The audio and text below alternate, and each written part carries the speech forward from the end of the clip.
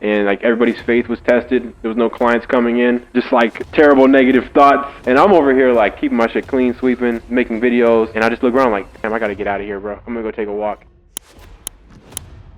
I turned 23 6 months after going to LA, so I was 22, yeah. And the prices there were 60, so I was stuck at 60 for like 6 months, and then I went all the way to 200 within a year. $60 a cut to 200 a cut for a basic haircut, and I was doing 5 a day. Dang, bro. Yeah, so life changed quick. How did that happen? You just went there, you found another barbershop, or did you start doing it independently? Same owner of the shop, same brand, and the shop wasn't popping. They looked at me to like help them figure it out. One of the barbers said like, we couldn't wait for you to come because we figured you would show us the way. And I'm like, damn it, I thought somebody here was gonna be booming and teach me. Yeah. You guys want me to teach you. So it was like barbering just kept making me give the world what I needed. Yes. Like transcend self, like get out of thinking it's about me and start helping. That's what it did, and it forced me to like. Barbering gave you opportunities somehow. Yeah. Like that's how life or destiny or God gave you those next steps. Like they kind of threw you into that opportunity. Absolutely, bro. 100%. There was a day where no barbers were in the shop and like everybody's faith was tested. There was no clients coming in. It was like 3 guys in the shop. It was a 10-chair barber shop, and they're all sitting there slumping over. We're like, mouth breathing, scrolling on their phone, poor posture, just like terrible negative thoughts. And I'm over here like keeping my shit clean, sweeping, making videos. And I just look around like, damn, I gotta get out of here, bro. I'm gonna go take a walk. And my mom calls me on the walk, and I'm telling her like, Mom, I might have made a mistake like coming to LA, because I had my clientele built pretty well in Sacramento. I could have I got like my first apartment there. The barber's in the shop. We had a cool like vibe, and she said, Joel, your faith needs to be louder than your doubts. Like you better get back to like, I did affirmations. She's like, have you been doing your affirmations? And I was like, no, I haven't. She's like, well, there you go.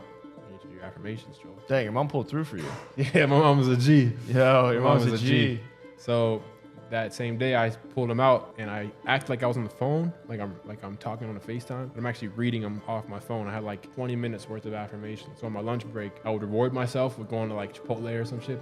But on the way, I would just be reading affirmations out loud. I attract abundance. My clients promote me with confidence. Like they promote me to their friends and family. Like I'm like saying what my new life is gonna be in the now, but claiming it with emotion. Like I actually delusionally believed it. And I would say the price I wanted to charge for a haircut. I make $1,000 cutting hair on set. I'm the most widely known problem solution based barber in Los Angeles. When it comes to curls and waves, I'm the best barber in the world. Like I was saying stuff to where Bruce Lee has a quote, like, be careful what you say to yourself because your body doesn't know if it's a truth or a lie. Bro, the biggest part of my barber journey was the spiritual aspect of like, I like brainwash myself, but not out of like, oh, one day I can be great. It was like I was afraid, bro. Like I didn't want to be that story. When I got to LA, the Uber driver said, just be careful because out of every 10 people, 3 people stay and the other 7 go back home. Wow. And I was like, fuck that. I'm gonna be one of the 3, bro. I'm not going home. I don't have a home, bro. LA is home for me. I ain't going back to Sacramento. I ain't going back to Ohio for damn sure. I was afraid that like, damn, that could actually be true. So the affirmations, like, I did them almost out of fear. Like some people, the shame and guilt, fear is down there too. So I don't know, but they like forced me to bounce up on the vibration scale I was talking about, which I didn't tell you, but it goes after acceptance, shame, guilt, pride, anger. Anger, like if you're angry enough about your life, you'll change your life. You know? Okay. Yeah.